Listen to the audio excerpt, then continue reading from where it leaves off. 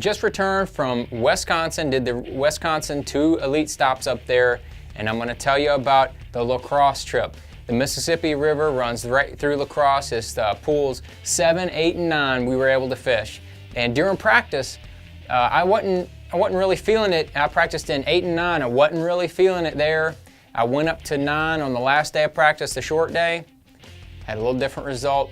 Felt a little bit better about it. I can feel it all the way down in my plums, getting all swollen, with a light blue hue to them, fresh and juicy, ready for the picking. So then during the tournament, I went straight up to 9, and things had a good first day. Was middle upper pack. I had almost 14 pounds.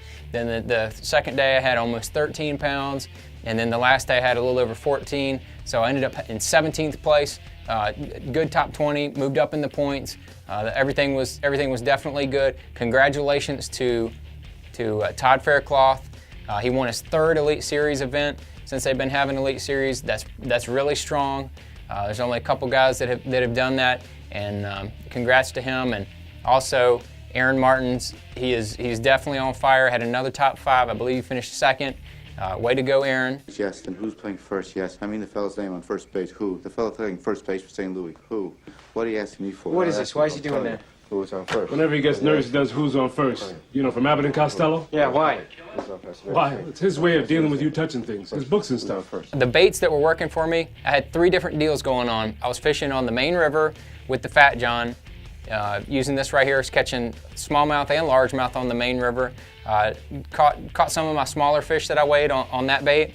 And then I was using a kind of a 1-2 deal, fishing a lot of the backwater areas that had matted up vegetation, the duckweed and the eelgrass, and there was even peppergrass and all kind of stuff back there, and milfoil as well. And you had to kind of watch the current, the way the current was washing against the different banks. And they were only on certain type of current vegetation mixes, and it had to have a little bit of clear water, not necessarily clear water. It had to have a little bit clearer than the main river. And, you know, so you had to really search around to find the right combination of vegetation. When I did, I had 2 deals going on. I probably caught most of my way fish on this black spro frog. I went through 2 or 3 of them. The pike were loving them. I mean, this thing is definitely one of my favorite slop baits during the summertime. They've done studies, you know, 60% of the time it works every time. I was also using the D-bomb with a 3/4 ounce weight on it, punching through some of that vegetation. Caught a few fish every day on that bait right there. It would kind of go behind the frog.